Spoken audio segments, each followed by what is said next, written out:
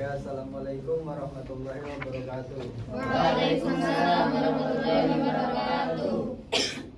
Di sini saya akan menjelaskan tentang keteladanan sifat Nabi Muhammad SAW. Sebelum kita memulai pelajaran, mari kita berdoa bersama-sama yang akan dipimpin oleh Mazin. Berdoa dimulai. Bismillahirrahmanirrahim.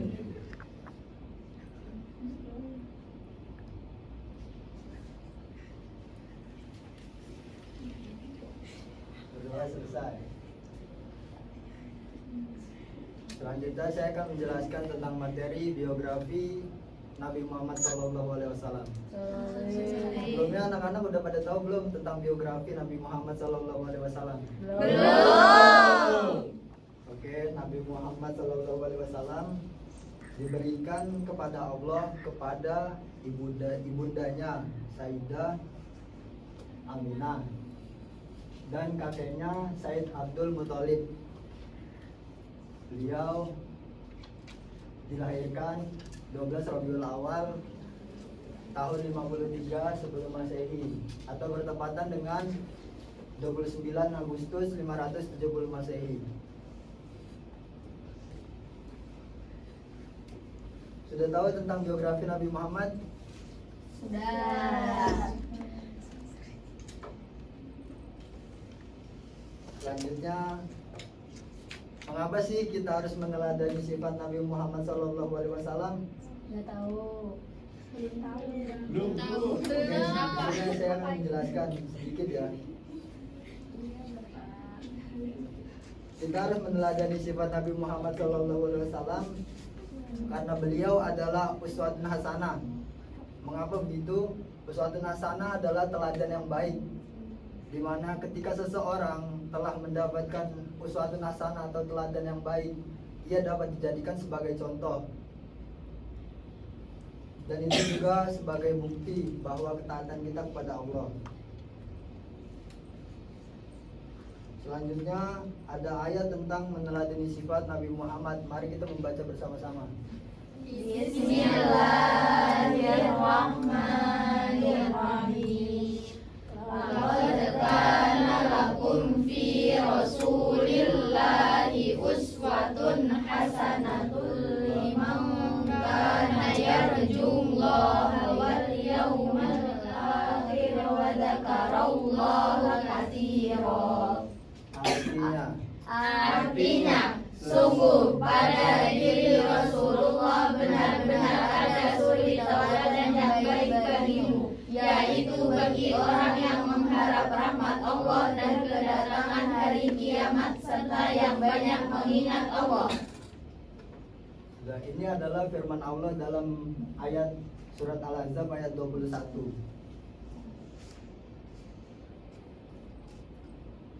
Selanjutnya mengenai riwayat singkat tentang Nabi Muhammad SAW. Nabi Muhammad mendapatkan pesan dari langit untuk menyampaikan ajaran agama Islam. Kalian tahu tentang agama Islam? Agama Islam itu adalah agama yang rahmatan lil alamin. Selanjutnya ada apa saja sih keteladanan sifat Nabi Muhammad SAW? Mari kita membaca bersama-sama. Yang pertama ada Siddiq. yang kedua ada Tabligh. yang ketiga ada Amanah. yang keempat ada Fatonah. Anak-anak udah pada tahu tentang sifat siddiq, sifat tabligh, sifat amanah, dan sifat fatonah ini? Belum. Oke, mari kita mempelajari secara mendalam tentang sifat siddiq, tabligh, amanah, dan fatonah tadi. Di sini siddiq itu benar dalam perkataan, dalam perbuatan, atau berkata jujur dan tidak pernah berbohong. Apabila konsekuensi apa yang kita dapatkan ketika kita menjalankan sifat siddiq ini di dalam kehidupan kita sehari-hari? Ada yang tahu? Dapat dipercaya, terus dapat pahala, terus ada yang tahu? Ya, kurang lebih seperti itu. Selanjutnya ada setelah sifat sidik tadi ada apa? Tabligh. Yaitu menyampaikan ilmu dan kebenaran dari Allah kepada umat tidak sembunyi-sembunyi. Saya ibaratkan ini sebagai khotib Jumat yang menyampaikan sedikit ceramahnya di atas mimbar. Ketika khotib Jumat menyampaikan ceramahnya di atas mimbar, kita yang mendengarkan akan mendapat ilmu baru, pengetahuan baru. Apa yang kita tidak ketahui akan kita ketahui, dan itu bisa kita terapkan di dalam kehidupan kita sehari-hari. Selanjutnya ada amanah. Amanah itu mampu menjaga kepercayaan dan tanggung jawab yang diberikan kepada kita. Jadi sifat amanah dengan sifat sidik, sifat amanah dan sifat sidik ini sebenarnya saling berkaitan. Kalau amanah itu lebih ke perbuatan, kalau sifat sidik itu sendiri lebih ke perkataan.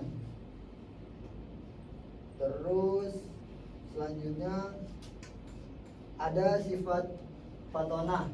Sifat fatonah ini memiliki kecerdasan intelektual. Saya berikan contoh seperti orang yang mempelajari Al-Quran, seperti orang yang mempelajari hadis, seperti orang yang mempelajari kitab fikih, seperti orang yang mempelajari akidah akhlak. Kecerdasan spiritual, emosional, dan sosial yang tinggi. Terus ketika seseorang itu telah mempelajari suatu ilmu, sebenarnya sifat fatonah ini ada kaitannya dengan sifat amanah yang tadi. Seseorang yang pintar akan menyampaikan ilmunya, dan sifat sidik tadi, sifat tabligh tadi saling berkaitan.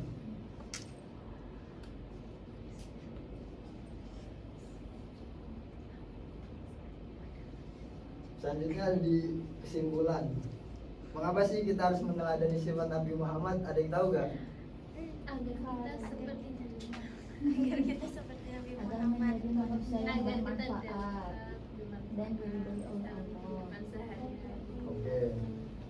Jadi meneladani sifat sidik, amanah, tabligh, dan fatonah tadi bukan sekedar menghafal, kita juga mewujudkan dalam kehidupan sehari-hari sebagai panduan untuk menjadi manusia yang bermanfaat. Selanjutnya ada sedikit soal pilihan ganda. Mari kita jawab bersama-sama saja agar melatih keaktifan di kelas ini. Mari kita membaca bersama-sama nomor 1. Seorang kepala kelas mengetahui ada selisih uang kelas. Meskipun tidak ada yang mengetahuinya, dia jujur mengakui kesalahan dan catatan yang dia lakukan pada seluruh kelas dan janji menanggung kekurangannya. Tindakan ketua kelas tersebut merupakan tanda dari sifat Nabi Muhammad SAW, yaitu Apa ada yang tahu? sidik. Oke, lanjut nomor 2. Seorang bendahara organisasi ditugasi untuk mengelola dana bantuan bencana. Dia mencatat setiap pemasukan dan pengeluaran dengan sangat rinci, memastikan bantuan tepat sasaran dan melaporkannya secara transparan kepada donatur. Tindakan bendahara ini terutama mencerminkan sikap amanah. Oke, selanjutnya ada 2 lagi. Pak Guru menjelaskan materi yang Dengan metode yang mudah dipahami, menggunakan contoh dari kehidupan sehari-hari, bersabar dalam menjawab pertanyaan siswa. Sikap Pak Guru ini merupakan rujukan dari sifat Nabi Muhammad. Tabligh. Yang terakhir, Andi melihat teman-temannya menyontek saat ulangan. Dia tidak ikut-ikutan dan setelah ulangan dia menasihati mereka dengan cara yang baik agar tidak mengulangi perbuatan tersebut. Sikap Andi ini merupakan penerapan dari sifat apa? sidik dan amanah. Sidik dan tabligh. Oke. Terima kasih. Ini materi dari saya.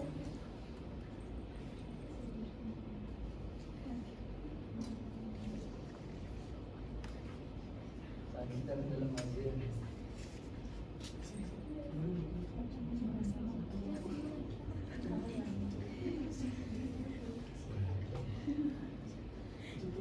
Sebelum mengakhiri ini, Assalamualaikum warahmatullahi wabarakatuh. Waalaikumsalam